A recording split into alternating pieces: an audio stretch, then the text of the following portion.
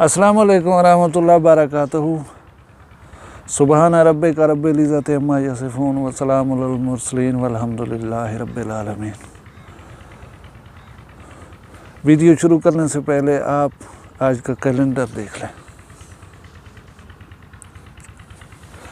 तो प्यारे भाइयों, ये जो टेक्नोलॉजी आज आपके सामने है, कभी आपने इमेजिन किया है कि जब आई होगी तो लोगों ने इसे कैसे अपनाया होगा?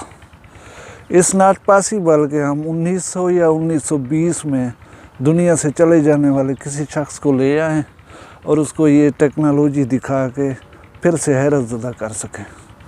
लेकिन इट्स पॉसिबल कि हम आपसे डिस्कस करके आपको हैरत ज़दा ज़रूर कर सकते हैं।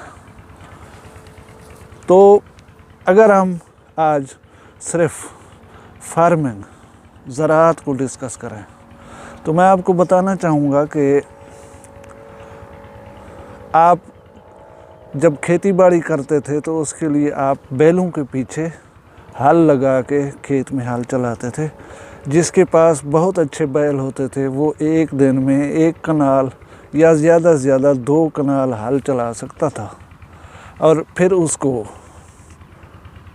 सैराब करने के लिए, आपाशी करने के लिए भी मेथड कुएं का होता था, जिस पे बैल जोत के उनको घुमाया जाता, पानी बाहर निकलता और आप 2 कनाल ही मैक्सिमम सैराब कर सकते थे। यानी आपकी टोटल कैपेसिटी सारा जोर लगा के 2 एकड़ से ज़्यादा नहीं हो पाती थी। और फ़र्ज़ करें गंदम की फसल को आप डिस्कस कर रहे हैं। गंदम की फसल गर्मियों की फसल है। जब टेम्परेचर 40+ होता है, 42 होता है, 44 होता है, तो गंदम को उस वक्त थ्रेशर नहीं था, हार्वेस्टर नहीं था, रीपर नहीं था। गंदम को आप काटते थे, काट के उसको ज़मीन पे फैलाते थे, दरमियान में एक लकड़ी मज़बूत सी आप गाड़ देते थे, उसमें बैल आप उसके ऊपर चलाते थे। तो वो बैलों के पाँव के नीचे आके वो फसल टूटती थी। टूट फूट जब उसकी हो जाती, उसके दाने भी निकलते। और ये जो आप फैंसी सा भूसा जो थ्रेशर के साथ बनता है आप देखते, ये नहीं होता था।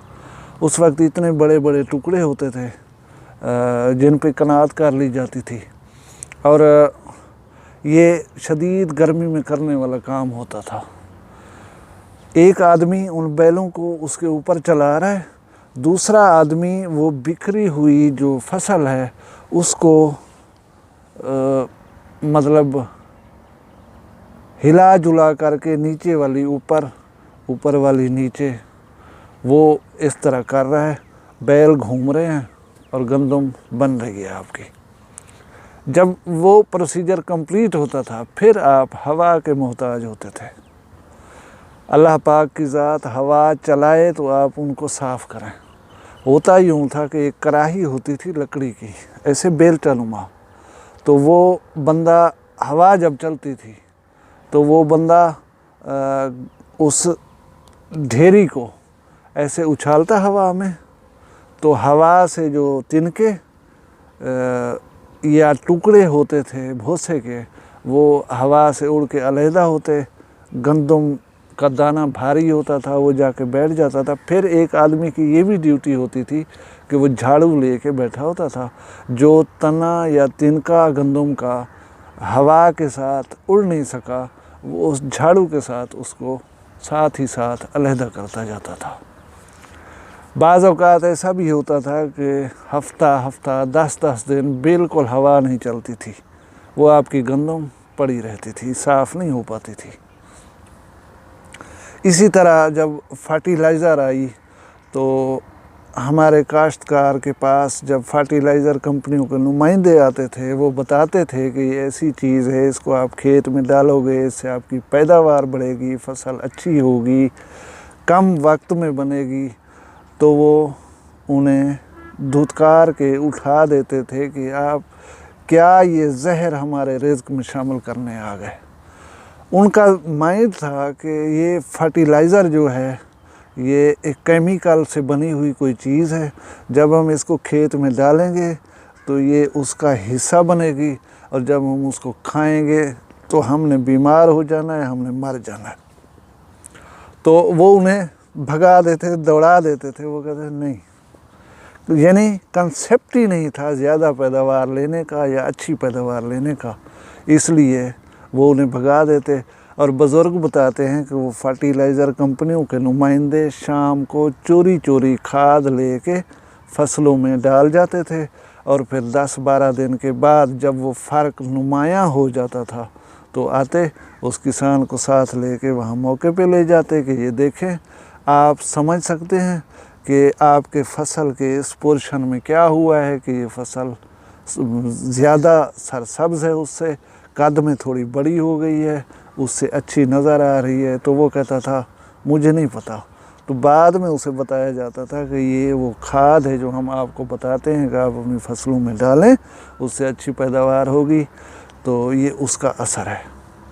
اس طرح سے جتن کر کے اس ٹیکنالوجی کو لایا گیا اور کسان کو آہستہ آہستہ ذہنی طور پہ قائل کیا گیا کہ اگر آپ یہ استعمال کرتے ہیں، اب جو کام یہ شخص کرتا تھا، آپ ہل چلاتے تھے کھیتوں میں، تو اس وقت کے انسان کو لے آئیں آپ، وہ جب دیکھے گا کہ کھیت ہے گندم کا وسیع و عریض، ایک مشین آئی ہے، وہ اس کو کاٹتی گئی ہے، بھوسا الگ ہو رہا ہے، گندم کے دانے جو ہیں وہ علیحدہ ہو رہے ہیں، تو رات تو اس جگہ پہ بڑا وسیع کھیت تھا گندم کا، اب وہ سب کہاں گیا؟ آپ کو ایسا ہوتا ہے کہ تھوڑی ہی دیر بعد گندم آپ کے سٹور میں پہنچی ہوئی ہوتی ہے، بھوسا آپ کا گانٹھ بن کے علیحدہ رکھا ہوتا ہے، اور آپ فری ہو جاتے ہیں۔ تو وہ بیل ہانکنے کی اس سے بھی گئے آپ، ٹریکٹر آپ اس کو دکھائیں کہ جو پتہ نہیں کتنے ایکڑ ڈیلی ہل چلا کے زمین کو ہموار بھی کر سکتا ہے، ہل بھی چلا لیتا ہے، اس کو کلٹیویٹ بھی کر دیتا ہے، اور جہاں پہ آج ایک فصل کھڑی ہوئی تھی، رات کے 4 پہر میں اس ٹریکٹر نے اتنا کام کر دیا کہ صبح اس جگہ پہ نئی فصل کاشت ہوئی پڑی ہے۔ تو یہ ٹیکنالوجی جب آئی ہے تو یہ خاصی حیران کر دینے والی چیزیں ہیں، کیونکہ آپ آج جو چیز دیکھ رہے ہیں، ان چیزوں کا تصور بھی اس وقت کے لوگوں نے نہیں کیا تھا۔ تو ہم کوشش کریں گے سلسلہ وار آپ کو ایسی باتیں بتائیں، ایسی باتیں سے آگاہ کریں جس سے شاید آپ کو بھی حیرت ہو اور یہ باتیں آپ کو وکری باتیں لگیں۔ ہمارے چینل کو سبسکرائب نہیں کیا تو ہمارا چینل سبسکرائب کر لیں۔ Thank you very much. اللہ آپ سب کو خوش رکھے، اپنی حفظ و امان میں رکھے۔ ہمیں اگلی ویڈیو تک اجازت دیجیے۔ اللہ حافظ۔